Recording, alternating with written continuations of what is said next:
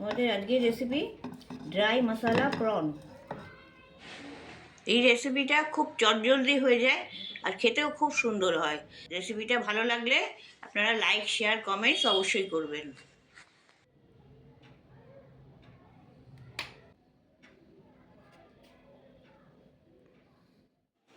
Dry prawn মশলা বানানোর জন্য ওভেনে একটা কড়াই বসিয়েছি। কড়াইটা গরম হয়ে গেছে। কড়াইয়ে একটা মাখনের কিউব দিচ্ছি, তার সাথে একটু সাদা তেল দিয়ে দিচ্ছি যাতে মাখনটা পুড়ে না যায়।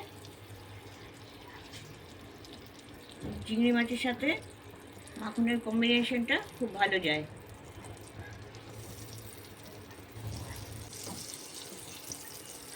এবার এতে কিছু রসুনের কুচি দিয়ে দিচ্ছি, সামান্য ভেজে নেব।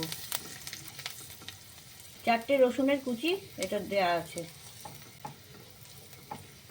রসুনের কোয়াগুলো লালচে হয়ে গেছে। এটা 30 সেকেন্ড মতন ভেজে নিলাম। রসুনের গন্ধটা এর মধ্যে এসে গেছে। এবার আমি একটা ছোট পেঁয়াজের কুচি, ছোট ছোট করে কুচি করা, সেটা এতে দিয়ে দিচ্ছি। এটা হালকা করে ভেজে নেব।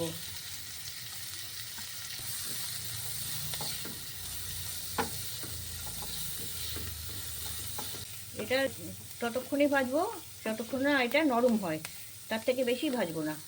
পেঁয়াজগুলো নরম হয়ে গেছে। এবার আমি চিংড়ি মাছগুলো এতে দিয়ে দিচ্ছি। এতে নুন হলুদ মাখানো আছে। আমি বড় চিংড়ি মাছ দিয়ে করছি, আপনারা ইচ্ছে করলে ছোট চিংড়ি মাছ দিয়েও করতে পারেন। এগুলো সোজা রাখার জন্য একটা করে কাঠি গুঁজে দিয়েছি, তাতে দেখতে ভালো লাগবে। আর আপনারা কাঠি ছাড়াও করতে পারেন। এতে 1 চামচ জল দিয়ে দিচ্ছি, স্টিম হবে। ঢাকনাটা 1 মিনিট মতন বন্ধ করে রেখে দিচ্ছি ঢাকনা দিয়ে। ওভেনের আঁচটা কমিয়ে রেখেছি। 1 মিনিট পরে ঢাকনাটা খুলছি।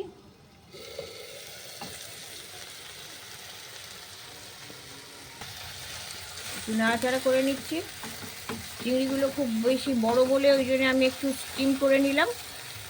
যদি ছোট চিংড়ি হয় তাহলে আপনারা খোলা অবস্থাতেই 2 মিনিট নাড়াচাড়া করে নেবেন, তাহলেই হয়ে যাবে।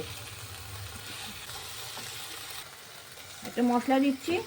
এতে আছে 1 চা চামচ কাশ্মীরি লঙ্কার গুঁড়ো, 1/2 চা চামচ ঝাল লঙ্কার গুঁড়ো, 1/2 চা চামচ হলুদ, 1 চা চামচ আমচুর পাউডার আর 1 চা চামচ চাট মশলা, আর সামান্য একটুখানি আজিনামোটোটা আপনারা অ্যাভয়েডও করতে পারেন। আর ঝালটা আপনারা নিজেদের স্বাদ মতো দেবেন। এটা দিয়ে দিচ্ছি পুরো মশলাটা দিয়ে চিংড়ি মাছগুলো একটু নাড়াচাড়া করে নেব। মশলাটা দিয়ে খুব তাড়াতাড়ি মিশিয়ে নেব চিংড়ি মাছের সাথে, যাতে মশলাটা না পুড়ে যায়। ওভেনের আঁচটা একদম কম করে দিচ্ছি। এইভাবে পুরো মশলাটা চিংড়ি মাছগুলোয় মাখিয়ে নিতে হবে। মশলাটা মাখানো হয়ে গেছে। এবার একটু কসুরি মেথি রোস্টেড করা গুঁড়িয়ে নিয়েছি, সেগুলো এর উপরে ছড়িয়ে দিচ্ছি। এগুলো এবার আরেকবার মিশিয়ে নিচ্ছি। আমার চিংড়ি মাছটা রান্না হয়ে গেছে। এর থেকে বেশি কিছু আর করার দরকার নেই। এখানে খুব তাড়াতাড়ি, খুব চটজলদি এই রেসিপিটা ট্রাই করবেন একবার। এটি স্টার্টার হিসেবে খেতে পারেন। গরম সাদা ভাতের সাথে এটা খেলে খুব ভালো লাগবে।